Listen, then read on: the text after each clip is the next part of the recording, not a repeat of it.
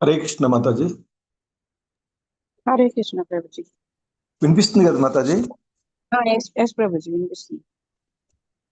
Okay okay Mataji, ఇవాళ ఇది problem వస్తుంది కానీ సరే. స్లైడ్స్ మీ దగ్గర లేవు కదా ఇవి చేయడానికి? ఓకే. లేవు లేవు.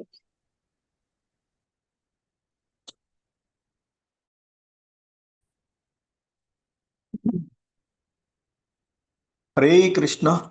హరే కృష్ణ అందరికి.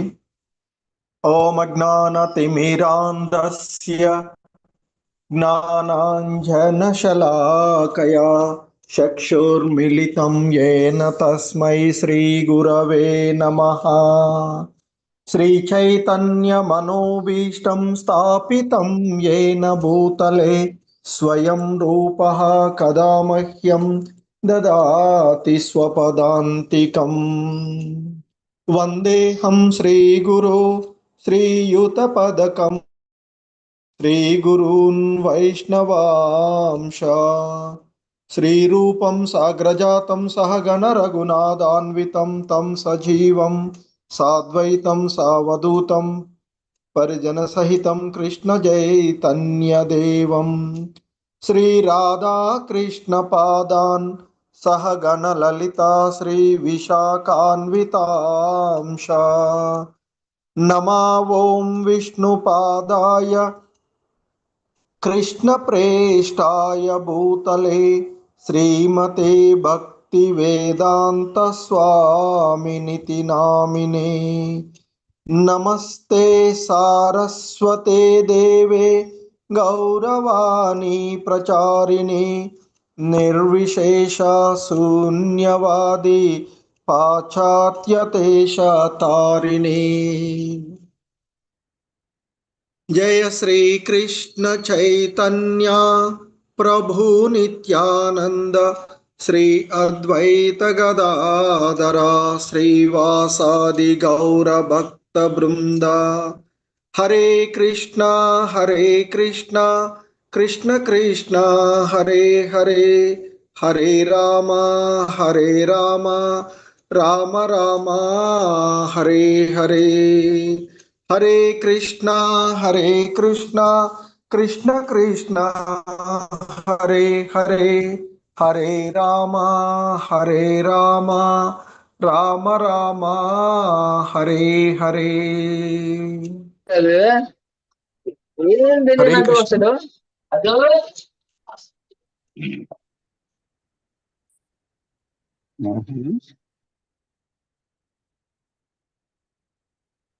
హరే కృష్ణ. స్వప్న మాతాజీ ఉన్నారా మీరు? హరే కృష్ణ ప్రభుజీ. ఇష్టమైతే వాళ్ళకి ప్రభుజీ వినిపిస్తుందా ప్రభుజీ? మీకు కోస్ట్ ఇచ్చాను. Shri Mataji. Okay okay okay ప్రభుజీ, వినిపిస్తుందా నా వాయిస్? వినిపిస్తుంది మాతాజీ. ఎవరి దగ్గర నుంచి అయితే అన్మ్యూట్ ఉన్నారో వాళ్ళని మ్యూట్ చేసేయండి కొంచెం. మీకు వీలవుతుందా? ఓకే, వీలవుతుంది ప్రభుజీ. మ్యూట్ చేయండి, ఎందుకంటే ఏదో మాట్లాడుతున్నారు. ఓకే ప్రభుజీ. హరే కృష్ణ. మీ దగ్గర ఏమన్నా డిస్టర్బెన్స్ ఉన్నా, మీరు ఎవరితోనైనా మాట్లాడుతున్నా దయచేసి మ్యూట్లో ఉండండి. అన్మ్యూట్ మైక్ ఉంటుంది కదా, దాన్ని మ్యూట్లో పెట్టేసుకోండి. హరే కృష్ణ. నా వాయిస్ వినిపిస్తుందా మాతాజీ? ఎస్ ప్రభుజీ, వినిపిస్తుంది ప్రభుజీ. మాతాజీ వినిపిస్తుంది ప్రభుజీ. Okay okay.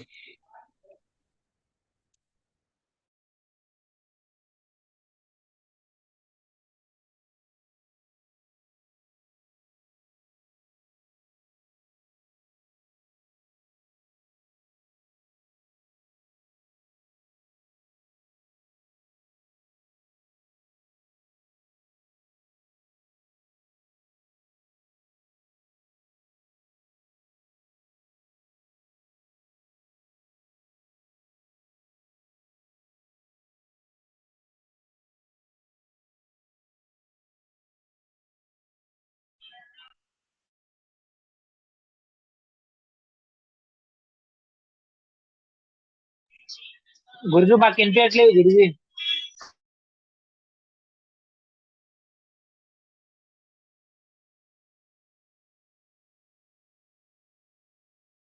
హరే కృష్ణ. మాతాజీ వినిపిస్తుందా నా వాయిస్? ప్రభుజీ ఇప్పుడే వచ్చింది ప్రభుజీ మీ వాయిస్. అదే మాతాజీ, ఇంత ముందు రాలేదు, ఇప్పుడు వస్తుందా క్లియర్గానే? ఇప్పుడు వస్తుంది ప్రభుజీ. ఓకే మాతాజీ, హరే కృష్ణ.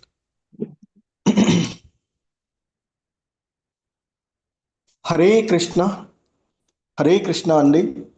సో ఈరోజు ఏదో నెట్ ప్రాబ్లం ఉంది, స్లైడ్స్ వేయలేకపోతున్నాము, వినండి జాగ్రత్తగా. హరే కృష్ణ. సో మనము ఆ 2వ అధ్యాయమైనటువంటి గీతాసారము, దీనినే సాంఖ్యయోగముగా పిలువబడేటువంటి ఈ అధ్యాయాన్ని చూస్తూ ఉన్నటువంటిది. సో ఈ అధ్యాయంలోని మనము మొదటి 10 శ్లోకాలను నిన్నటి క్లాసులో చూసినటువంటిది. మరి ఈరోజు మరికొన్ని శ్లోకాలను దాదాపుగా 11వ శ్లోకం నుండి, యాక్చువల్గా భగవద్గీత యొక్క బోధనలు ఈ 11 ఇక్కడి నుంచే ప్రారంభమవుతుంది. సో అక్కడి నుంచి మనము ఆ భగవంతుని యొక్క బోధనలు, భగవద్గీత అర్జున్ని ఉద్ధరించడానికి, మోహబంధన కారణమైనటువంటి అర్జునుడిని మరి ఉద్ధరించడానికి ఆయన చెప్పినటువంటి ఆ పలుకులు. సో ముఖ్యంగా మొదటి 10 శ్లోకాలలో మనం చూసినటువంటిది అర్జునుడు మరి యుద్ధం చేయకుండా ఎందుకున్నాడు అనేటువంటి విషయానికి, ఆయనలో కలిగిన మోహానికి, తర్వాత అతడు నాలో కలిగినటువంటి ఈ మమకార దోషం కారణంగా నేను నా యొక్క కర్తవ్యాన్ని మర్చిపోయాను, మరి కాబట్టి నాకు ఏది సరి అయినదో దానిని బోధించమని నేను నిన్ను అడుగుతూ ఉన్నాను అంటూ మరి అర్జునుడు శ్రీకృష్ణ భగవానుల వారిని అడగడము, దానికి ఆయన సమాధానంగా ఇక గురుస్థానాన్ని స్వీకరించి మొదటగా 11 నుంచి 30 శ్లోకాలలో ఆయన ఆ సాంఖ్య యోగాన్ని, దీన్నే ది యోగా ఆఫ్ నాలెడ్జ్ అని కూడా చెప్పబడేటువంటి ముఖ్యంగా బుద్ధి యోగంగా చెప్పబడేటువంటి అంశాలను ఆయన బోధించినటువంటివి. ముందుగా ముఖ్యంగా ఆత్మ తత్వాన్ని, ఆత్మ జ్ఞానాన్ని ఈ 11 నుండి 30వ శ్లోకం వరకు ఆయన బోధించేటువంటిది. సో ముఖ్యంగా ఈ 11వ శ్లోకంలో శ్రీకృష్ణ భగవానుడు అర్జునుడితో ఈ విధంగా అంటూ ఉన్నాడు. ఇది సంజయుడు ధృతరాష్ట్రుడితో చెప్తూ ఉన్నటువంటి విషయాలు. హరే కృష్ణ. మాతాజీ వినిపిస్తుంది కదా? వినిపిస్తుంది ప్రభుజీ. ఓకే మాతాజీ, హరే కృష్ణ. సో అయితే ఇక ఎప్పుడైతే అర్జునుడు కృష్ణ భగవానుల వారికి శరణాగతులయ్యాడో, ఆయన తన గురుస్థానాన్ని స్వీకరించి మరి ఆ అర్జునుడికి ఆత్మజ్ఞానాన్ని బోధిస్తూ ఉన్నటువంటి విషయాలను మనము చూస్తూ ఈరోజు ఈ క్లాసులో చూసేటువంటిది. సో 11వ శ్లోకంలో భగవానుడు ఈ విధంగా చెప్తున్నారు. శ్రీ భగవానువాచ అశోచ్యానన్వశోచస్త్వం ప్రజ్ఞావాదాం చ భాససే గతాసూన గతాసూం చ నాను శోషంతి పండితాః. శ్రీ భగవాను ఉవాచ అంటే శ్రీకృష్ణ భగవానుల వారు అర్జునుడితో అంటూ ఉన్నాడు, అశోచ్యానన్యశోచస్త్వం ప్రజ్ఞావాదాంచ భాససే. ప్రజ్ఞావాదాంశ అంటే పండితుడు పాండిత్యంతో కూడిన మాటలు మాట్లాడుతూనే, అశోచ్యాన్ అంటే దుఃఖింపదగని విషయాలను గురించి నీవు దుఃఖిస్తూ ఉన్నావు అంటే ఆయన అంటున్నాడు, ఓ అర్జున, నీవు పాండిత్యంతో కూడిన మాటలు మాట్లాడుతూ ఉన్నావు, కానీ దుఃఖింపకూడని దాని గురించి దుఃఖిస్తూ ఉన్నావు. మరి వివేకవంతుడైనటువంటి వాడు చనిపోయిన వారి గురించి కానీ బతికి ఉన్న వారి గురించి కానీ దుఃఖింపరు. కానీ నీవు ఇక్కడ మరి ఆ నా తాతలు గురువు వీరిని చంపుతున్నాను అనేటువంటి ఆ భావనతో నీవు ప్రవర్తిస్తూ ఉన్నావు అంటూ ఆ కృష్ణ భగవానుల వారు తన యొక్క గురుస్థానాన్ని స్వీకరించి ఆ శిష్యుడుగా ఉన్నటువంటి, వాస్తవానికి ఇద్దరికి కూడా రక్త సంబంధం ఉన్నటువంటి బావబామర్దులు, దాదాపుగా సమవయస్కులుగా ఉన్నటువంటి వారు. అటువంటి ఆ సమవయస్కుడుగా ఉన్నటువంటి వారిద్దరిలో అర్జునుడు ఆయనని మరి గురువుగా స్వీకరించినటువంటి పరిస్థితి మనము చూసినటువంటిది పూర్వపు శ్లోకంలో. మరి గురువుగా స్వీకరించి నాకు ఏది ఉత్తమమైనదో దానిని బోధించమని నిన్ను నేను అడుగుతూ ఉన్నాను అని ఎప్పుడైతే అర్జునుడు ఆ విధంగా అన్నాడో, ఆ శ్రీకృష్ణ భగవానుల వారు గురుస్థానాన్ని స్వీకరించి మరి ఆ అర్జునుడికి ఆత్మజ్ఞానాన్ని బోధిస్తూ ఉన్నటువంటి విషయం. సో మరి అందుకే అర్జునుడితో అంటూ ఉన్నాడు, నీవు పండితుడిలాగా మాట్లాడుతూ ఉన్నావు, కానీ పండితుడైనటువంటి వాడు దేహం అంటే ఏమిటో ఆత్మ అంటే ఏమిటో తెలిసిన వాడు మరి ఆ దేహం ప్రాణంతో ఉన్న స్థితికి కానీ మరణించిన స్థితికి కానీ ఏ స్థితికి కొరకు అతడు దుఃఖించడు. కానీ నీవేమో మరి ఈ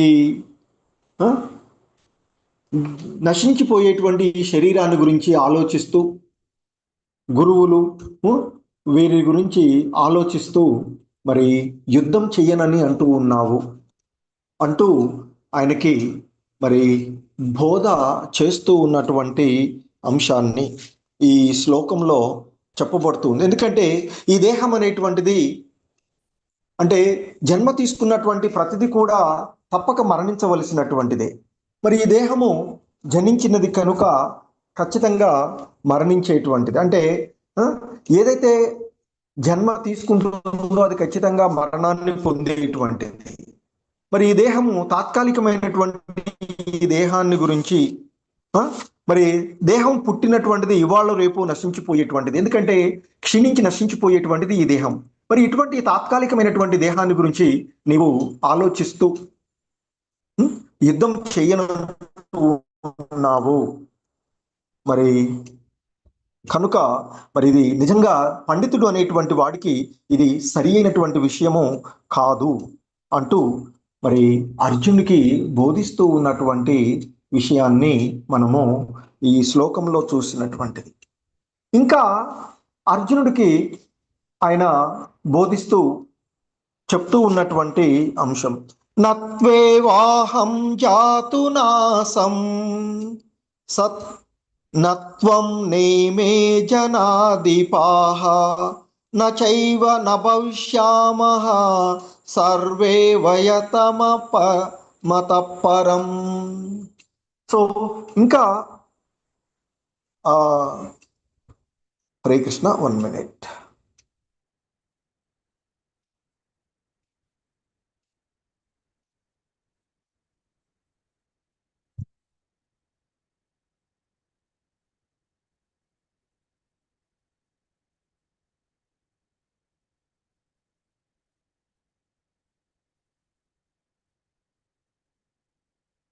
హరే కృష్ణ.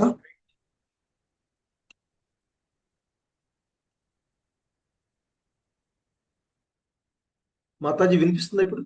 ఎస్ ప్రభుజీ, వినిపిస్తుంది. మాతాజీ వినిపిస్తుంది ప్రభుజీ. హరే కృష్ణ. ప్రభుజీ స్క్రీన్ కనపడడం లేదు ప్రభుజీ. ఓకే ఓకే ప్రభుజీ ఇంతవరకు స్క్రీన్ షేర్ చేయలేదండి, నెట్వర్క్ ఇష్యూ ఉందన్నారు. హరే కృష్ణ. హరే కృష్ణ ప్రభుజీ.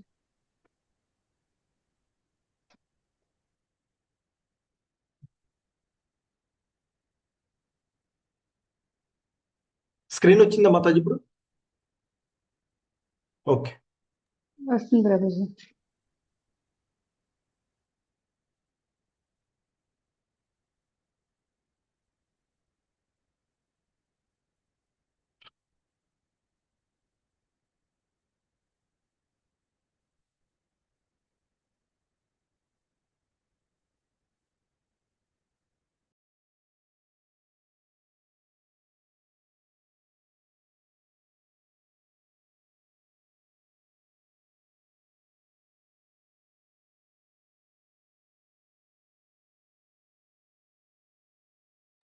హరే కృష్ణ మాతాజీ. ఎస్ ప్రభుజీ. హరే కృష్ణ. హరే కృష్ణ ప్రభుజీ చెప్పండి ప్రభుజీ. వినిపిస్తుందమ్మా? వినిపిస్తుంది. స్క్రీన్ కూడా షేర్ అవుతుంది ప్రభుజీ. స్క్రీన్ వచ్చింది కదా క్లియర్గా ఇప్పుడు? ఓకే, వాయిస్ క్లియర్గానే ఉంది కదా? క్లియర్ గానే ఉంది ప్రభుజీ. ఓకే మాతాజీ, ధన్యవాదాలు. అది ఇంతకుముందు వేరే నెట్ పోయింది, సరే అయినా ఉంచాను, మొబైల్లో కూడా ఉన్నాను అట్లాగే. సరే చూద్దాం. హరే కృష్ణ. ఓకే హరే.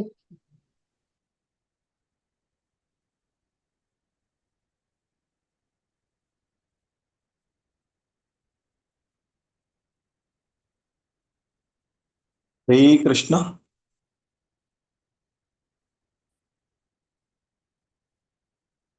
సో ఇంకా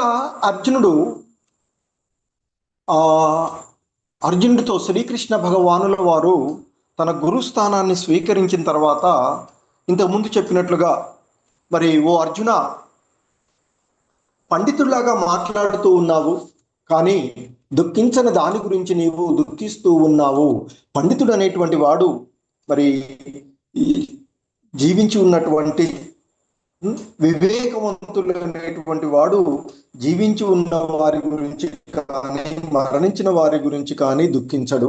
కానీ నీవేమో దుఃఖిస్తూ ఉన్నాము, నా తాతగారు గురువులు అంటూ అంటూ ఈ దేహం గురించినటువంటి భావనలో ఉన్నటువంటి అర్జున్ని మందలిస్తూ ఇంకా చెప్తున్నారు.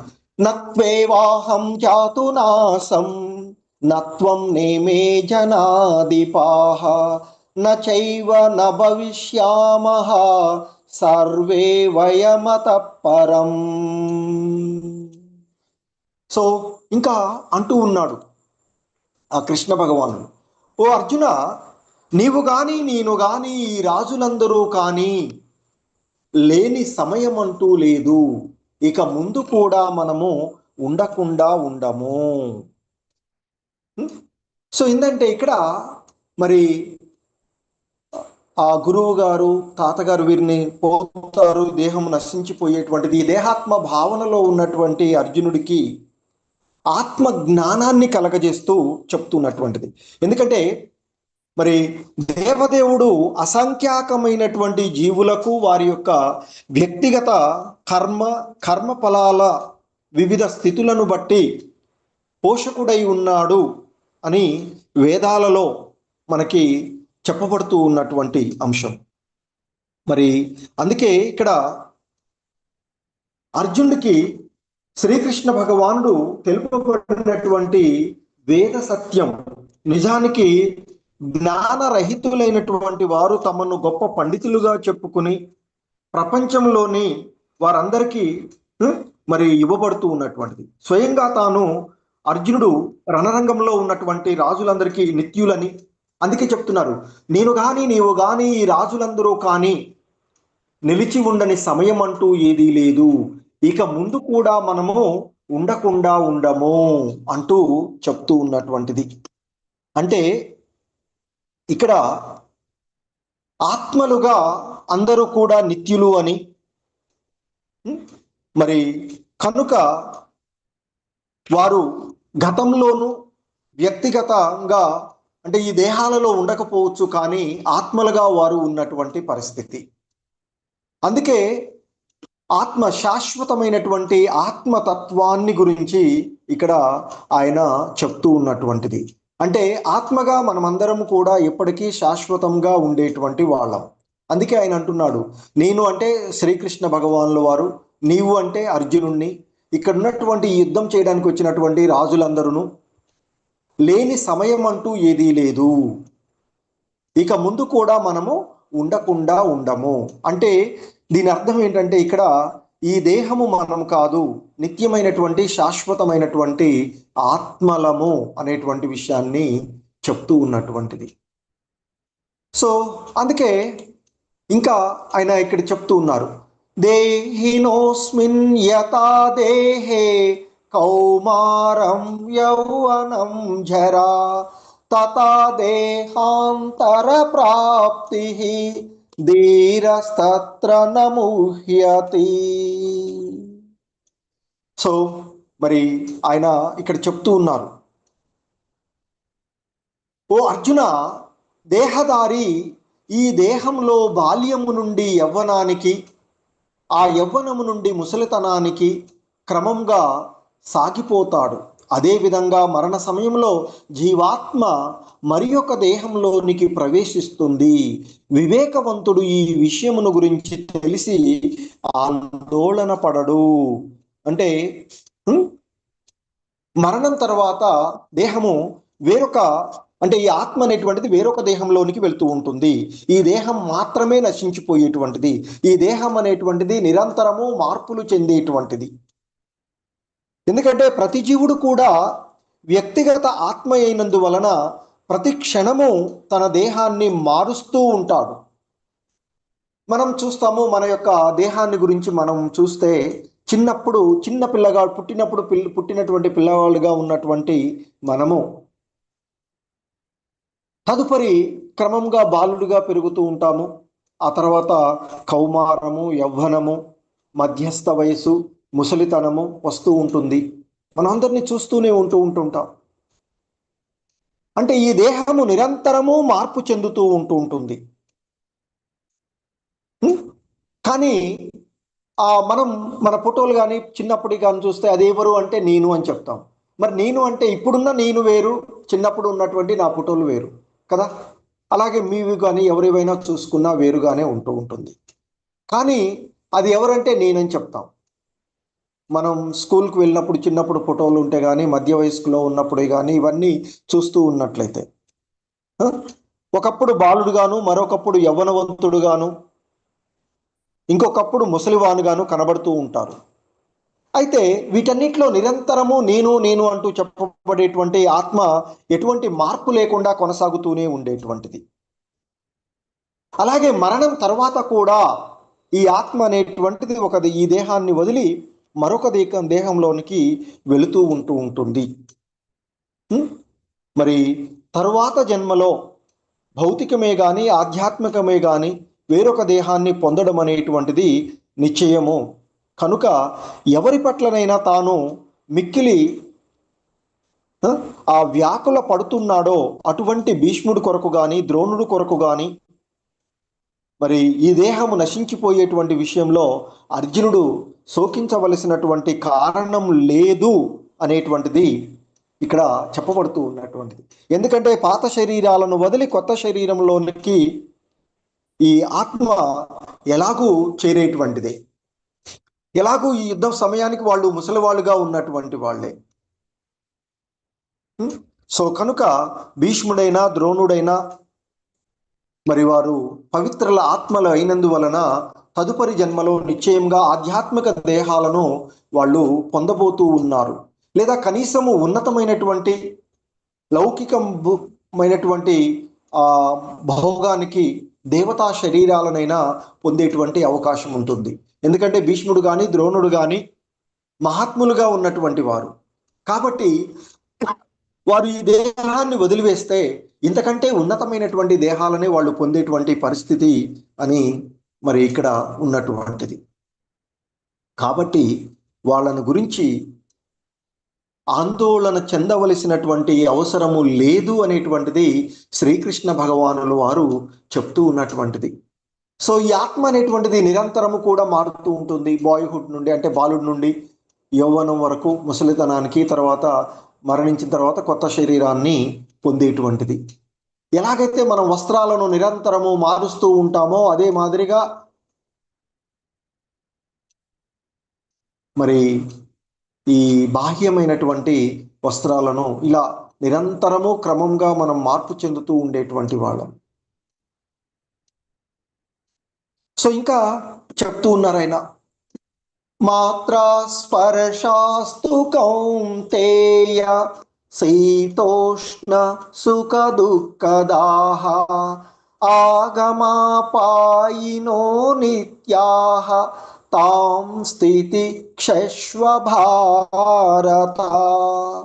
ఓ భారత, ఓ కౌంతేయ, ఓ కుంతీ కుమారుడా, సుఖదుఖాలు తాత్కాలికంగా కలగడము అంటే మన జీవన విధానంలో సుఖాలు వస్తూ ఉంటే పోతూ ఉంటాయి, అది చెప్తున్నారు ఇక్కడ. సుఖదుఖాలు తాత్కాలికంగా కలగడము, కాలక్రమంలో అవి పోవడము, మన కాలక్రమంలో చలికాలము ఎండాకాలము వచ్చిపోవడం లాంటివి అని చెప్తున్నారు. కాబట్టి ఓ భరతవంశీయుడా, కలత చెందకుండా వాటిని ఓర్చుకోవడము మనిషి తప్పక నేర్చుకోవాలి అంటూ చెప్తున్నారు. ఎందుకంటే ఇవన్నీ కూడా, ఈ సుఖ దుఃఖాలు, లాభ నష్టాలు, మానవమానాలు అనేటువంటి ఈ ద్వంద్వాలన్నీ కూడా ఇంద్రియ అనుభూతి వలన కలిగేటువంటివే. ఎందుకంటే మన యొక్క విధి నిర్వహణలో తాత్కాలికంగా వస్తూ పోయి ఉండేటువంటి సుఖాలు దుఃఖాలు మనిషి ఓర్చుకోవడము నేర్చుకోవాలి, టాలరేటింగ్, ఓర్చుకోవడం నేర్చుకోవాలి అని చెప్తూ ఉన్నారు ఇక్కడ. సో అందుకే ఇక్కడ one must learn to tolerate the ఈ వచ్చేటువంటి ఏంటంటే హ్యాపీనెస్ అండ్ డిస్ట్రెస్, సుఖాలు దుఃఖాలు అనేటువంటి వాటిని మనము ఓర్చుకోవడము నేర్చుకోవాలి అనేటువంటిది చెప్తూ ఉన్నారు. ఏది కూడా శాశ్వతంగా ఉండదు. మన జీవితంలో కలిగేటువంటి, మన జీవన విధానంలో చూస్తాం, సుఖాలు సుఖపడుతున్నావు, సుఖంగా ఉన్నావు అనిపిస్తుంది, అది ఎక్కువ కాలం ఉన్నాం కదా, కొంతకాలం ఉంటుంది. దుఃఖాలు కలుగుతూ ఉంటాయి, బాధలు కలుగుతూ ఉంటాయి, అవి ఎప్పటికీ మనతోనే ఉండవు. సో ఇలా సుఖాలు దుఃఖాలు అనేవి తాత్కాలికమైనటువంటివి కనుక ఈ తాత్కాలికంగా కలిగేటువంటి సుఖ దుఃఖాలు ఎలాగైతే మన జీవన కాలంలో, సంవత్సర కాలంలో మనకి చలికాలము, ఎండాకాలము, వర్షాకాలం ఏది కూడా శాశ్వతంగా ఉండదు, వస్తూ ఉంటుంది, పోతూ ఉంటుంటుంది. సో అదే మాదిరిగా మన జీవనంలో కూడా, కాబట్టి మన జీవన విధానంలో కూడా చూస్తాం, చలికాలం వచ్చిందని చెప్పేసి స్నానం చేయకుండా ఉండలేం కదా. శుభ్రంగా లేసి ఎర్లీ మార్నింగ్ లేసి స్నానం చేసి పూజ చేసుకోండి, ఇవన్నీ చేస్తుంటాం. అలాగే ఎండాకాలం బాగా వేడిగా ఉంది కదా అని వంట రూమ్లోకి వెళ్ళి వంట చేసుకోకుండా ఉండాం. సో కాబట్టి వీటన్నిటిని ఓర్చుకోవడం నేర్చుకోవాలి అనేటువంటిది చెప్తూ ఉన్నటువంటి అంశము. సో ఇంకా చెప్తూ ఉన్నారు ఇక్కడ. సో ఇవన్నీ కూడా ఈ హ్యాపీనెస్ కానీ డిస్ట్రెస్ కానీ అపియర్ అండ్ డిజపియర్ వచ్చి పోయేటువంటివి, వాటన్నిటిని మనం భగవద్గీత మనకి నేర్పుతూ ఉన్నటువంటి ముఖ్యమైనటువంటి కీ పాయింట్ ఏంటంటే వాటిని ఓర్చుకోవడం నేర్చుకోవాలి. అలా ఉన్నప్పుడు, స్థితంగా ఉన్నప్పుడు మనము ఈ భవబంధనాల నుండి ముక్తి పొందుతాము అందుకు చెప్తున్నారు. అందుకే నెక్స్ట్ శ్లోకంలో ఆయన చెప్తారు, మానవులలో శ్రేష్ఠుడవైన ఓ అర్జున, సుఖదుఖాల చేత కలత చెందక మరి ఆ రెండింటిలోనూ స్థిరంగా ఉండేవాడు నిశ్చయంగా మోక్షానికి, హీఈస్ ఎలిజిబుల్ ఫర్ లిబరేషన్ అని చెప్తూ ఉన్నారు. మోక్షానికి అర్హుడవుతాడు అంటూ చెప్తూ ఉన్నటువంటిది.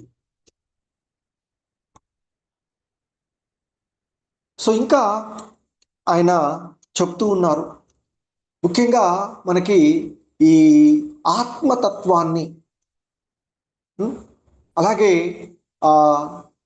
సాకార నిరాకార విషయాలను గురించి, ఏది మన విధానంలో ఉండేటువంటిది, మార్పు చెందేటి ఏంటి, మార్పు చెందనిది ఏంటి అనేటువంటిది చెప్తూ ఉన్నారు.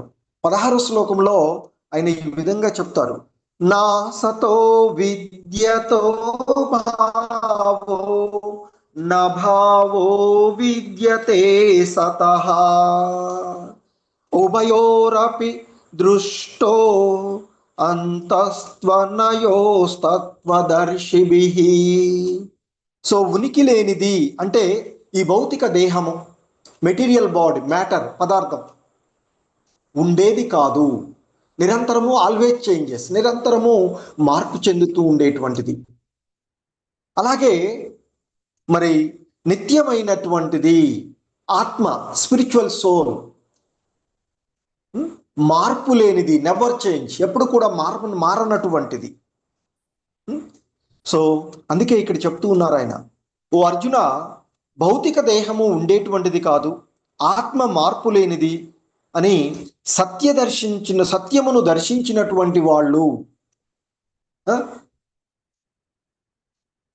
సీర్స్ ఆఫ్ ట్రూత్, సో సత్యాన్ని దర్శించినటువంటి వాళ్ళు నిర్ణయించినటువంటి విషయాన్ని చెప్తూ ఉన్నారు ఇక్కడ. మరి ఇంకా 17వ శ్లోకంలో మనకి చెప్పబడుతూ ఉన్నటువంటి అంశం ఏంటంటే,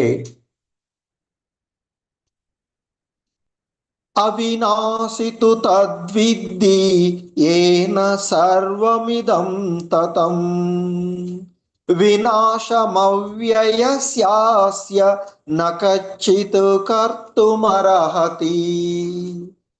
సో ఇంకా మనకి 17వ శ్లోకంలో ఆయన చెప్తూ ఉన్నటువంటి అంశం ఏంటంటే, ఓ అర్జున, శరీరం అంతటా, హరే కృష్ణ, మాతాజీ వినిపిస్తుందా? వినిపిస్తుంది ప్రభుజీ. హరే కృష్ణ, క్లియర్ గానే ఉంది కదా? ప్రభుజీ క్లియర్ గానే ఉంది. ఓకే, హరే కృష్ణ. చూడండి ఎక్కడ ఏం డిస్ప్లే అవ్వట్లేదు గురుజీ గారు. హరే కృష్ణ. ఇది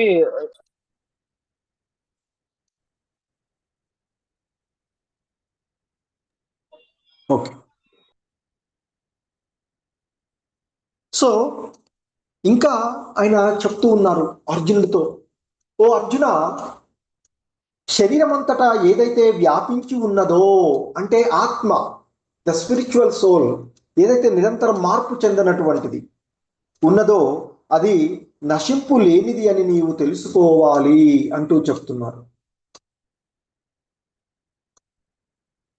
మరి అవినాశి అయిన ఆత్మను ఎవ్వడూ నశింప చేయడానికి సమర్థుడు కాడు. ఎందుకంటే శరీరం అంతటా వ్యాపించి ఉండేటువంటి ఆత్మ యొక్క నిజమైనటువంటి స్వభావాన్ని మనకి ఆయన 17వ శ్లోకంలో చెప్తూ ఉన్నారు.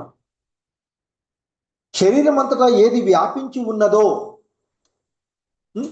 మరి అది మరి చైతన్యము, అంటే ఆత్మగా చెప్పబడుతూ ఉన్నటువంటిది. మరి ఈ ఆత్మను ఎవడు కూడా నశింప చేయడానికి సమర్థుడు కాడు అంటూ చెప్తారు. ఎందుకంటే ఈ ఆత్మ అనేటువంటిది చాలా చాలా సూక్ష్మముగా ఉండేటువంటిది. మరి దేహంలో ఒక భాగంలో లేదా పూర్తి దేహంలో కలిగేటువంటి బాధలు, సుఖాలు ప్రతి ఒక్కడు ఎరిగి ఉండేటువంటిది. అంటే చైతన్యాన్ని ఎక్కడైనా చిన్న కాలుకి, ఏలుకు, కొనకు ఇంత దెబ్బ తగిలినా మనకు తెలుస్తూ ఉంటుంది. కాబట్టి ఈ చైతన్యము అనేటువంటిది దేహమంతా, శరీరం అంతటా వ్యాపించి ఉన్నది అనేటువంటి చెప్తున్నారు కదా. మరి అలాగే ఒక దేహంలో ఉండేటువంటి బాధలు, సుఖాలు ఇంకొక దేహానికి తెలియవు. అందుకే ప్రతి దేహము ఆ వ్యక్తిగత ఆత్మకు ఆకారము అవుతూ ఉండేటువంటి, అందుకని ఈ దేహంలో ఆశ్రయించి ఉన్నటువంటి వాడు. అలాగే మనము ఈ ఆత్మ సూక్ష్మాతి సూక్ష్మంగా దేహమంతా కూడా వ్యాపించి ఉండేటువంటిదిగా చెప్తారు. దీన్ని మనం చూసినట్లయితే వెంట్రుక కొన భాగమును 100 భాగాలుగా విభజించి అందులోని ఒక భాగాన్ని తీసుకొని మరొక 100 భాగాలుగా విభజిస్తే ఆ పరిమాణము ఆధ్యాత్మిక అణువు యొక్క పరిమాణం అని చెప్తూ ఉంటుంటారు. అంటే ఎంట్రుక కొనను భాగాన్ని 10,000 భాగాలుగా విభజిస్తే క్రాస్ సెక్షన్ చేసి అందులో ఒక భాగం ఉంటుంది అని చెప్తారు. The size of soul is 1/10,000 of the trip of the hair. ఎంట్రుక కొన భాగాన్ని కట్ చేసి 10,000 భాగాలుగా కట్ చేస్తే అందులో ఒక భాగం మనకి ఆ ఎంట్రుకగా, అంటే ఆత్మ అంత సూక్ష్మాతి సూక్ష్మంగా ఉండేటువంటిది. మరి ఆ అణుపరిమాణాన్ని కలిగినటువంటి ఆత్మ పరిపూర్ణ బుద్ధి చేత అనుభూతమవుతుంది. ఎలాగో కరెంట్ చూపించమంటే కరెంట్ తీగలు కనిపించదు. కరెంట్ ఎలా తెలుస్తుంది? బల్బు వెలగడము. మాతాజీ వాయిస్ క్లియర్ గా హరే కృష్ణ. వాయిస్ బ్రేక్ అయిపోతుంది చెప్పండి ప్రభు. మాతాజీ, ఏంటి వాయిస్ చాలా వాయిస్ బ్రేక్ అయిపోతుంది. హరే కృష్ణ. హరే కృష్ణ.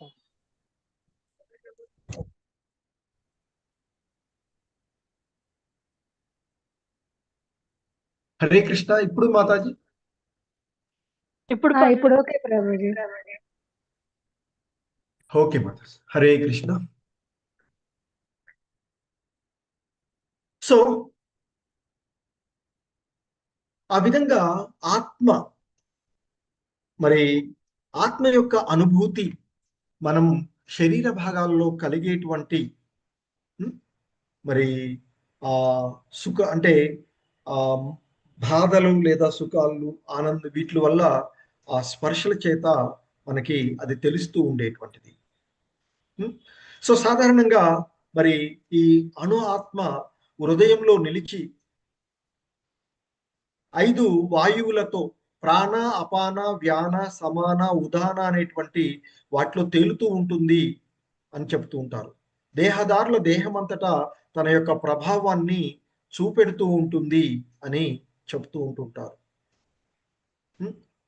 మరి ఆ ఆత్మ చుట్టూ ఉండేటువంటి 5 రకాలైనటువంటి వాయువులను మనము వివిధ రకాలైనటువంటి ఆసనాల ద్వారా నియంత్రించడానికే హఠయోగ విధానము ఉన్నది అని చెప్పబడుతూ ఉండేటువంటిది. సో ఇక్కడ మరి ఆత్మ యొక్క పరిమాణం దేహమంతటా వ్యాపించి ఉండేటువంటి ఆత్మను గురించి ఇంకా చెప్తున్నారు. 18వ శ్లోకంలో ఆయన చెప్తూ ఉన్నారు, అంతవంత ఇమే దేహ నిత్యస్యోక్తా శరీరిణః అనాశినో అప్రమేయస్య తస్మాద్ యుద్ధస్వ భారత. సో ఇంకా చెప్తున్నారు, వినాశనము లేనివాడు, అపరిమితుడు, నిత్యుడు అయినట్టి జీవుని భౌతిక దేహము తప్పక నశించి తీరుతుంది. కనుక ఓ భరతవంశీయుడా, నీవు యుద్ధం చెయ్యవయ్యా. ఎందుకంటే ఈ దేహం ఎలాగూ నశించిపోయేటువంటిదే, కానీ ఆత్మ మాత్రమే శాశ్వతంగా ఉండేటువంటిది. కనుక మరి ఈ నశించిపోయేటువంటి ఈ దేహాల గురించి ఎందుకు ఆలోచిస్తున్నావు? భీష్ముడంటూ, ద్రోణాచార్యుడంటూ, బంధువులంటూ ఈ దేహాలన్నీ ఎప్పటికైనా నశించిపోయేటువంటివి. సో కనుక మరి ఆ ఆత్మ అంటే అవినాశనుడు, నాశనం లేనటువంటి వాడు, అపరిమితంగా వ్యాపించి ఉండేటువంటి ఆ జీవుడు యొక్క భౌతిక దేహం అంటే ఈ దేహాన్ని ఆశ్రయించినటువంటి ఈ దేహం ఎలాగూ నశించిపోయేటువంటిది. కనుక మరి క్షత్రియుడిగా నీ యొక్క ధర్మం యుద్ధం చేయవలసినటువంటిది. ఎందుకంటే ఈ స్వభావ రీత్యా ఈ దేహం ఎలాగూ నశించిపోయేటువంటిది. కనుక మరి ఈ దేహం ఇవాళ కానీ లేకపోతే 100 సంవత్సరాలు, 100 కాకపోతే 125 సంవత్సరాలు తదుపరైనా ఈ దేహం ఎలాగూ నశించిపోయేటువంటిది. సో అటువంటి ఈ దేహం గురించి ఆలోచించని అవసరం లేదు. నీ యొక్క కర్తవ్యమైనటువంటి యుద్ధాన్ని నీవు చెయ్యవయ్యా అర్జున అంటూ చెప్తూ ఉన్నటువంటిది. హరే కృష్ణ. సో ఇంకా చెప్తున్నారు ఆయన మనకి, అంటే అర్జునుడి ద్వారా మానవాళికి అందించబడుతూ ఉన్నటువంటి విషయాలు. యయేనం వేత్తి హంతారం యచ్చైనం మన్యతే హతం ఉభౌ తౌ న విజానీతో నాయం హంతి న హన్యతే. సో ఇంకా చెప్తూ ఉన్నారు ఇక్కడ కృష్ణ భగవానుడు ఆత్మతత్వాన్ని, మనలో కలుగుతూ ఉన్నటువంటి భౌతిక దేహాత్మ భావనలను చెప్తూ ఉన్నారు. ఓ అర్జున, ఎవడైతే జీవుడిని చంపుతాను అని తలచేవాడు లేదా చంపబడతాడు అని తలచేవాడు, అయ్యో నేను చనిపోతాను అని భావించేవాడు, లేదా నేను వాడిని చంపుతాను అని భావించేటువంటి వాడు, అందుకే చెప్తున్నారు ఇక్కడ యయేనం వేత్తి హంతారం యచ్చైనం మన్యతే హతం ఉభౌ తౌ న విజానీతో నాయం హంతి న హన్యతే. అంటే జీవుడిని చంపుతాను అనుకునేవాడు లేదా చంపబడతాను అని తలిచేవాడు గాని జ్ఞానవంతులు కారు, ఇద్దరు మూర్ఖులే అని చెప్తున్నారు. నా విజానీతి అంటే జ్ఞానరహితులు. ఎందుకంటే ఆత్మ చంపబడదు, ఎవడిని చంపదు. సో అంటే ఇక్కడ మారణాయుధాలు చేయగాని మరి దేహదారి గాయపడినప్పుడు దేహంలో ఉన్న జీవుడు చంపబడనని తెలుసుకోవాలి. ఎందుకంటే ఆత్మ ఎంత సూక్ష్మమైనది అంటే ఆయుధం చేత గాని దానిని చంపడం అసాధ్యం అని చెప్తూ ఉంటారు. సో మరి అదే విషయం మనకి ఇక్కడ ఈ 20వ శ్లోకంలో చెప్పబడుతుంది. నజాయతే మ్రియతే వా కదాచిత్ నాయం భూత్వా భవితా వా న భూయః అజో నిత్య శాశ్వతోయం పురాణో న హన్యతే హన్యమానే శరీరే. సో ఇంకా చెప్తున్నారు ఆయన, నజాయతే, జాయతే అంటే జన్మించ, నజాయతే జన్మించదు, మ్రియతే వా మరణం కూడా లేదు, కదాచిత్ అంటే ఎన్నడును, భూత భవిష్యత్తు వర్తమాన కాలాలలో ఎప్పటికైనా, నాయం భూత్వా భవితా వా న భూయః. భూత్వ అంటే జన్మించి, భవిత అంటే జన్మించుచు, భూయః తిరిగి జన్మించనేటువంటి. అంటే ఇక్కడ ఆత్మ గురించి చెప్తూ ఉన్నారు. ఆత్మకు పుట్టడం గాని చావడం గాని అనేవి లేవు. ఒకప్పుడు అది ఉండి మరొకప్పుడు లేకపోవడం జరగదు. అందుకే కదా అర్జునుడితో ఆయన అంటారు, ఓ అర్జున, నీవు గాని నేను గాని ఈ రాజులందరూ గాని నిలిచి ఉండని సమయం అంటూ ఏదీ లేదు అంటూ చెప్పబడినటువంటి.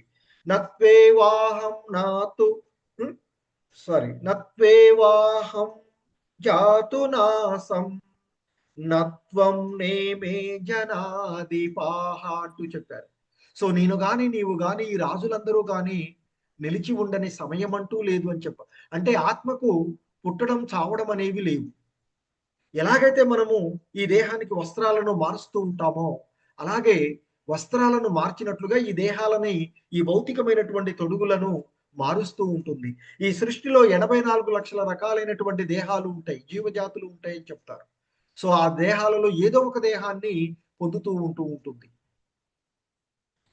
అందుకే చెప్తున్నారు, అది ఒకప్పుడు ఉండి మరొకప్పుడు లేకపోవడం అంటూ జరగదు. జన్మరహితము, శాశ్వతము, అనాది సిద్ధము అయిన ఆత్మ నిత్యమైనటువంటిది. అందువల్ల శరీరాన్ని నాశనం చేసిన అందులో ఉన్నటువంటి ఆత్మ మాత్రము చావదు అని చెప్తున్నారు. ఆత్మకు ఎన్నడూ జననం గాని మృత్యువు గాని లేదు. అది జన్మింపలేదు, జన్మింపదు, జన్మింపబోదు. అంటే భూత భవిష్యత్తు వర్తమాన కాలాలలో అది జన్మరాహిత్యమైనది, నిత్యమైనది, శాశ్వతమైనది, పురాతనమైనది. ఈ దేహం చంపబడినా కూడా ఆత్మ చంపబడదు అంటూ ఆ భగవంతుడు చెప్తూ ఉన్నటువంటి అంశాలను మనము ఇక్కడ చూస్తూ ఉన్నటువంటిది. సో ఇంకా మనకి మరి ఈ ఇక్కడ చెప్పబడేటువంటి ఆత్మ అనేటువంటిది శాశ్వతమైనటువంటిది. మరి అటువంటి ఈ ఆత్మ మరి జన్మించడం కానీ జన్మించకపోవడం కానీ ఇవన్నటువంటి ఏది కూడా లేవు అనేటువంటిది ఇక్కడ చెప్తూ ఉన్నటువంటిది.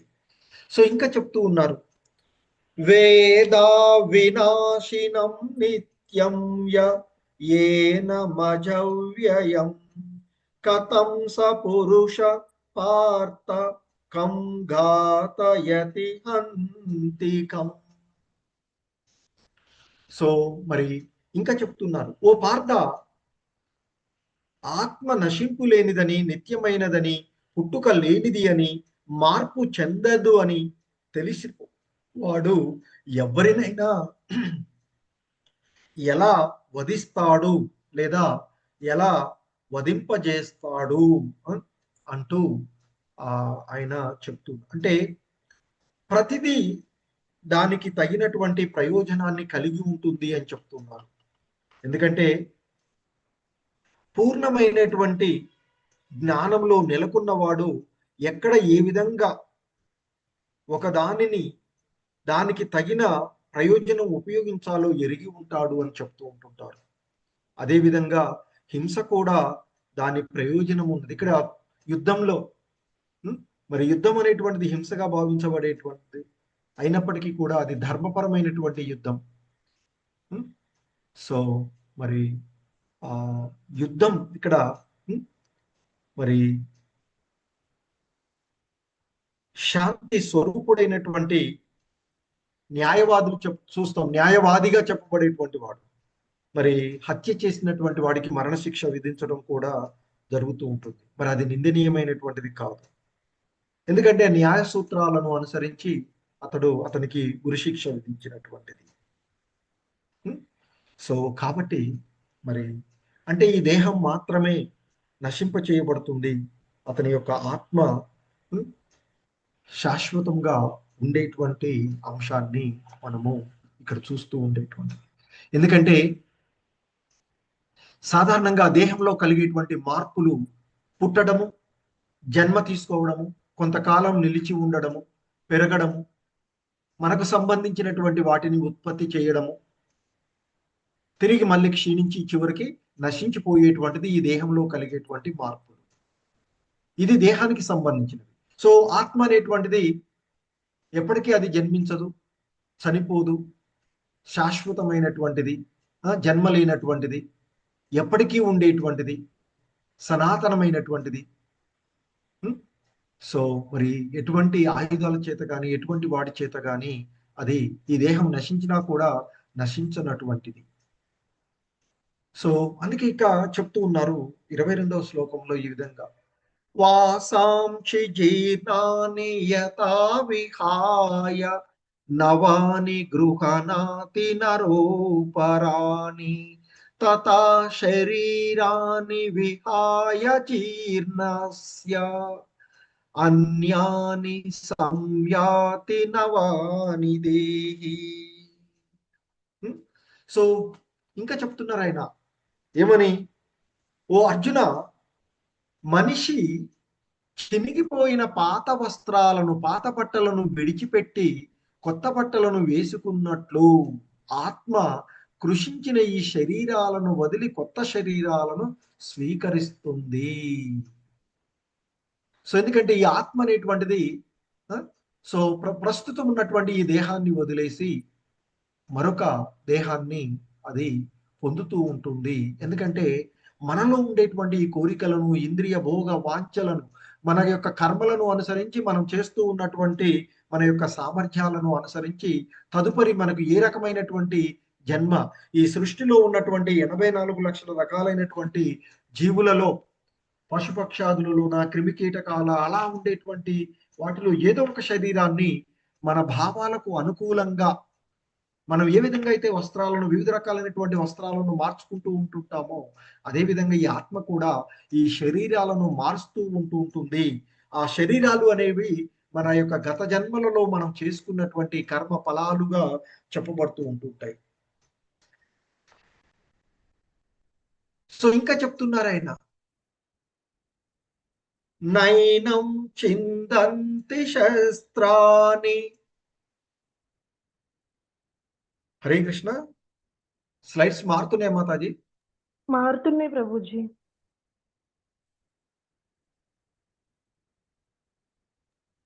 మారుతున్నాయి ప్రభుజీ.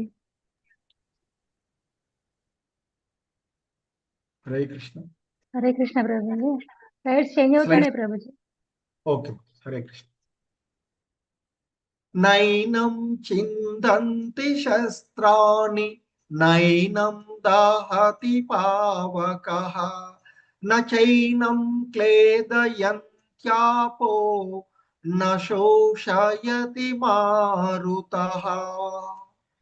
మరి ఈ శాశ్వతమైనటువంటి, నిత్యమైనటువంటి, సనాతనమైనటువంటి ఈ దేహాన్ని అంటే అంటే ఈ సారీ ఆత్మను ఎటువంటి ఆయుధములు ముక్కలుగా చేయలేవు అంటూ చెప్తూ ఉన్నటువంటిది. మరి అగ్ని కాల్చలేదు, నీరు తడపలేదు, అలాగే గాలి ఆరిపోవునట్లుగా చెయ్యలేదు అంటూ చెప్పబడుతూ ఉన్నటువంటిది. అంటే శాశ్వతమైనటువంటి నిత్యమైనటువంటి మార్పు లేనటువంటి మరి ఈ ఆత్మను ఎప్పుడు జన్మ గాని మృత్యువు గాని లేనటువంటి, జన్మింపలేనటువంటి, జన్మింపనటువంటి, జన్మలేనటువంటి, జన్మరహితమైనటువంటి, నిత్యమైనటువంటి, శాశ్వతమైన, పురాతనమైనటువంటి ఆ ఆత్మను ఎటువంటి ఆయుధాలు ముక్కలుగా చేయలేవు అంటూ చెప్తూ ఉన్నారు. అగ్ని దహించలేదు, అలాగే నీరేమో తడపలేదు, గాలి ఆరిపోవునట్లుగా చెయ్యలేదు అంటూ చెప్తూ ఉన్నటువంటిది. ఇంకా చెప్తూ ఉన్నారు మరి ఆత్మ యొక్క లక్షణాలను ఇక్కడ చెప్తూ ఉన్నారు మనకి. ఎటువంటి ఆయుధాల చేత ముక్కలుగా ఖండింపబడదు, వాయువు చేత ఆర్పవేయబడదు, నీటి చేత తడిపివేయబడదు, అలాగే అగ్ని చేత దహింపబడదు. అంటే ఈ జీవాత్మ ఖండింప శక్యము కానిది, కరగనిది మరియు శాశ్వతమైనది. ఆత్మ సూక్ష్మమైనది, అవ్యక్తమైనది మరియు శాశ్వతమైనది అంటూ చెప్పబడుతూ ఉన్నటువంటిది. సో కాబట్టి వ్యక్తిగత ఆత్మ శాశ్వతంగా భగవంతుని యొక్క అంశయని, మార్పు లేకుండా అదే అణువుగా శాశ్వతంగా నిలిచి ఉంటుంది అని మరి ఆత్మకు ఉన్నటువంటి ఈ యోగ్యతలను మనకి స్పష్టంగా ఈ శ్లోకాలలో తెలియచేస్తూ ఉన్నటువంటి అంశాలు.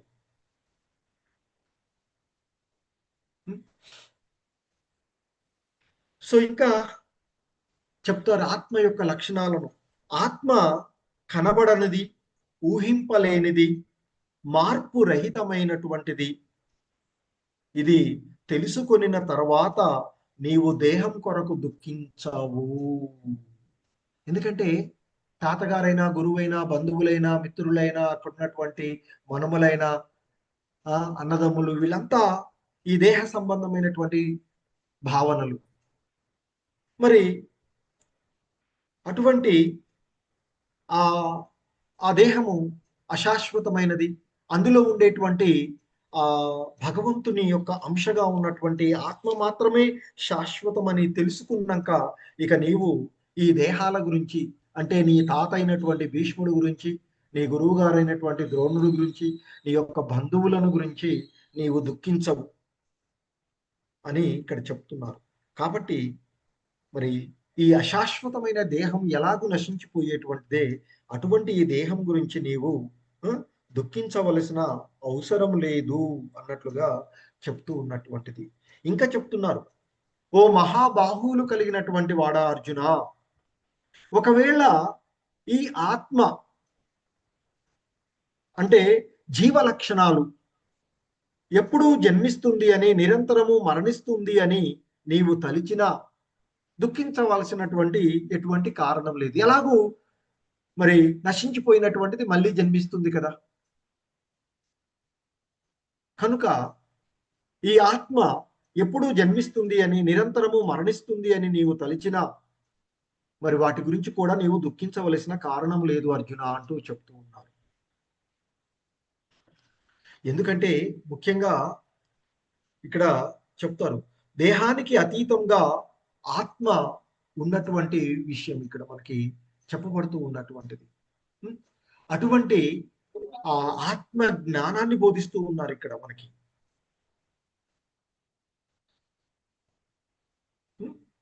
సో అందుకే ఇక్కడ ఆయన చెప్తున్నారు మనకి ఈ 27వ శ్లోకంలో, జాతస్య హి ధ్రువో మృత్యుః ధ్రువం జన్మమృతస్య చ తస్మాదపరిహార్యేతే నత్వం శోషితుమర్హసి.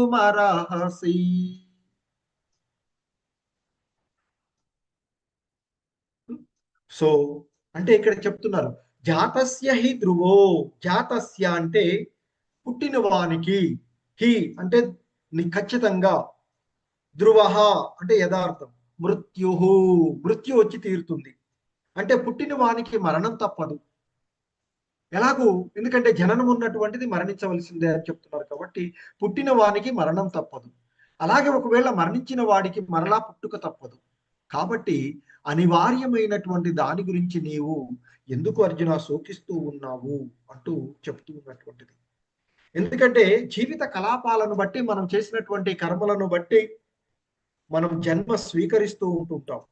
ఒక నిర్ణీత కాల కార్యాలు పూర్తి కాగానే అతడు మరణించి వేరొక జన్మను పొందుతూ ఉంటాడు. మరి ఈ ప్రకారం జీవుడు ఒక జన్మ మృత్యు వలయము నుండి వేరొక ముక్తి లేక తిరుగుతూ ఉంటుంటాడు.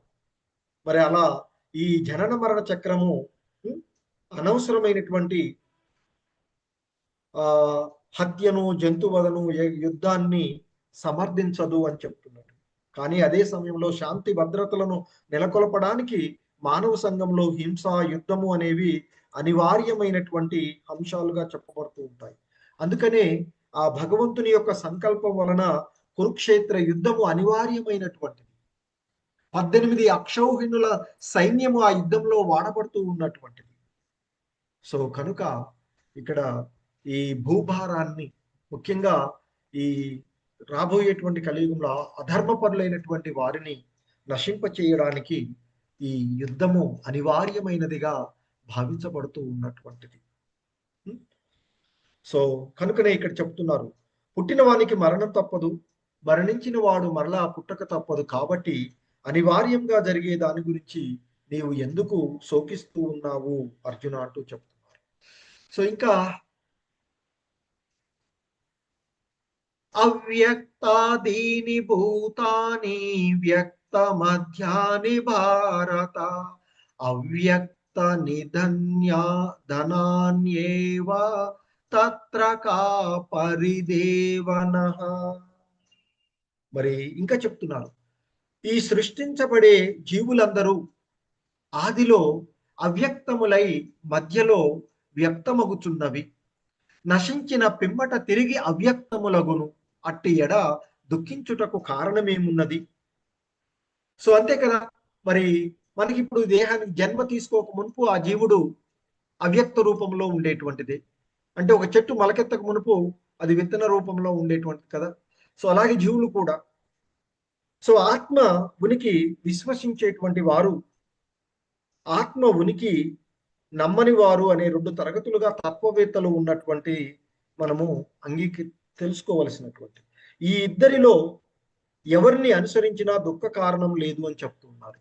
ఎందుకంటే ఈ సృజించబడినటువంటి జీవులు ఈ సృష్టికి ముందు, అంటే జన్మ తీసుకోవడానికి ముందు అవి అవ్యక్త రూపంలో ఉండేటువంటివి.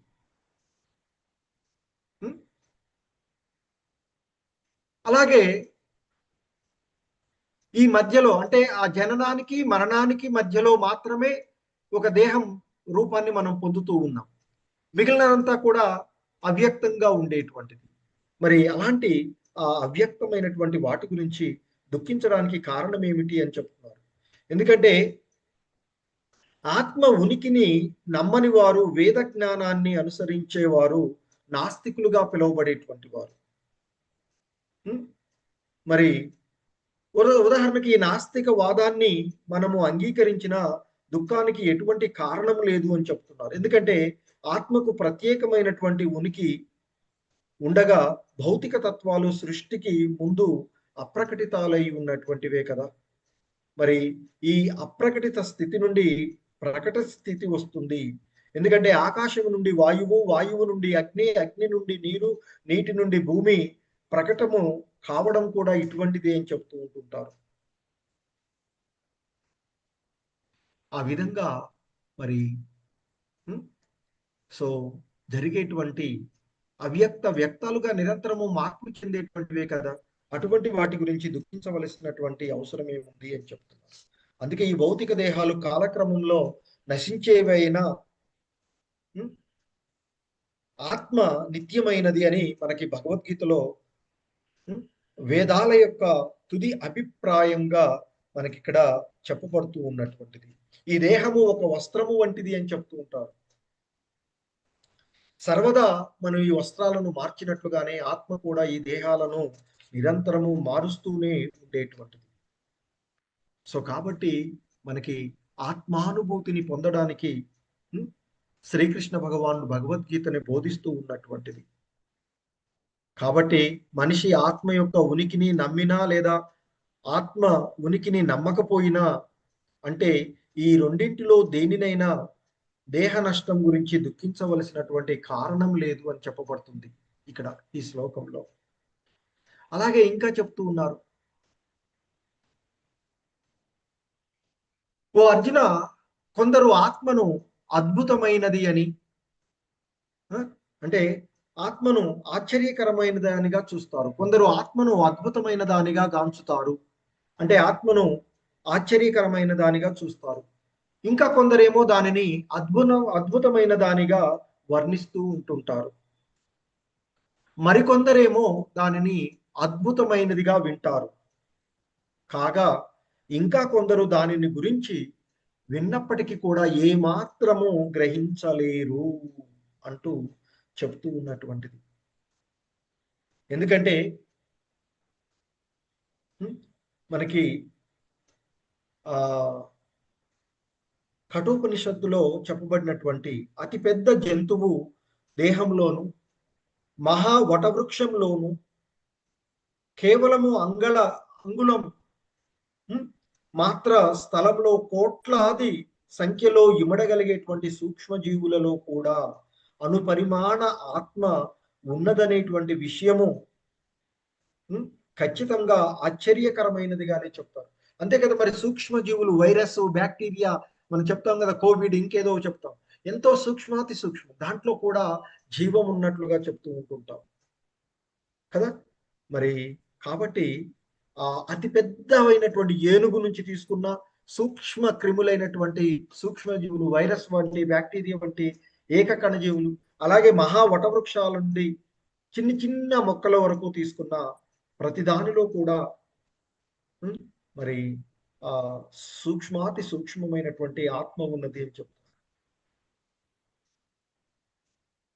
ఎందుకంటే విశ్వంలో, ఈ భౌతిక జగత్తులో తొలి జీవుడైనటువంటి బ్రహ్మదేవునికి బోధలు చేసినటువంటి పరమ జ్ఞాన ప్రామాణికుడు వివరించినప్పటికీ వ్యక్తిగత ఆత్మ మాత్రం ఇక్కడ ఆ యొక్క అద్భుతాలను జ్ఞానరహితులు, తపోరహితులు అర్థం చేసుకోలేరు అంటూ చెప్తూ ఉంటారు. అందుకే ఇక్కడ ఆత్మను వినగోరిన కొందరు జనులు సత్సంగంలో ఉపన్యాసాలను హాజరవుతూ ఉంటారు. సో మనం భగవద్గీత వినడము, ఇంకా ఏవైనా ఉపన్యాసాలు జరుగుతూ ఉంటాయి.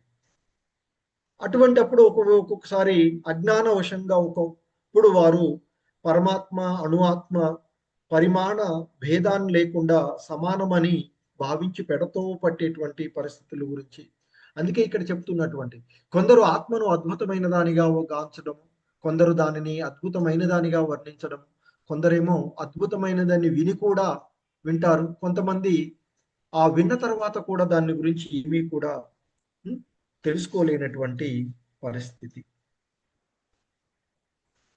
సో చెప్పి ఇంకా ఆత్మ జ్ఞానంలో చివరిగా ఈ విధంగా చెప్తున్నారు, దేహి నిత్యమవద్యోయం దేహే సర్వస్య భారత తస్మాత్ సర్వాణి భూతాని నత్వం శోషితుమర్హసి. సో ఇంకా చెప్తున్నారు, ఓ భరత వంశీయుడా అర్జున, అన్ని దేహాలలోనూ ఉండే ఆత్మకు చావు అనేది లేదు, అందువల్ల ఈ ప్రాణుల గురించి నీవు దుఃఖించ అవసరము లేదు. సో దేహంలో నివసించేటువంటి వాడు ఏనాడు చంపబడడు, అంటే ఆత్మ ఏనాడు కూడా చంపబడదు. కనుక ఏ జీవుని గురించి నీవు దుఃఖించవలసిన అవసరం లేదు అర్జున అంటూ చెప్తున్నారు. ఎందుకంటే మార్పు రహితమైనటువంటి ఆత్మను గురించి ఉపదేశ అధ్యాయాన్ని భగవంతుడు ఇప్పుడు ముగించినటువంటి ఆత్మజ్ఞానాన్ని ముగిస్తూ చెప్తున్నారు ఈ విధంగా, శాశ్వతమైనటువంటి ఆత్మ నానా రకాలుగా వర్ణిస్తూ శ్రీకృష్ణ భగవానుడు అది నిత్యమైనదని, దేహం తాత్కాలికమనేది ధృవపరిచి, సో కాబట్టి మరి ఇటువంటి ఈ ప్రాణులను గురించి, ముఖ్యంగా నీవు బాధపడుతూ ఉన్నటువంటి పితామహుడైనటువంటి భీష్ముడు గురించి, గురువైనటువంటి ద్రోణుడు గురించి, యుద్ధంలో మరణిస్తారు అనేటువంటి భయంతో క్షత్రియుడైనటువంటి అర్జునుడు యుద్ధాన్ని వదిలివేసి భిక్షమెత్తుకొనైనా జీవిస్తాను అని అంటున్నాడు కదా. సో మరి అందుకే శ్రీకృష్ణుడు మనిషి భౌతిక దేహానికి భిన్నంగా ఉన్నటువంటి ఆత్మ గురించి ఇక్కడ తెలియచేస్తూ ఉన్నటువంటిది. అంతేగాక ఆత్మ అనేది లేకపోవడం కానీ, లేదా రసాయన చర్యల ద్వారా ఒకానొక పరిపక్వ స్థితిలో జీవ లక్షణాల ద్వారా ఉత్పన్నమవుతుంది అనేది కానే కాదు అని చెప్తారు. ఆత్మ శాశ్వతమే అయినా మరి ఇక్కడ హింస ప్రోత్సాహనీయం కాదు. కానీ మరి అసలైనటువంటి అవసరం యుద్ధ సమయంలో మరి దాన్ని ఆపడం కూడా సరి అయినది కాదు. అందుకే యుద్ధం చెయ్యమని చెప్తున్నారు శ్రీకృష్ణ భగవానుల వారు. సో ఈ విధంగా ఆత్మ జ్ఞానాన్ని, ఆత్మతత్వాన్ని అర్జునుడికి బోధించినటువంటి విషయాలను మనము ఇక్కడ చూసినటువంటివి. హరే కృష్ణ, కృష్ణం వందే జగద్గురు. హరే కృష్ణ. ప్రభుజీస్ మాతాజీస్. ఎవరికైనా ఏవైనా సందేహం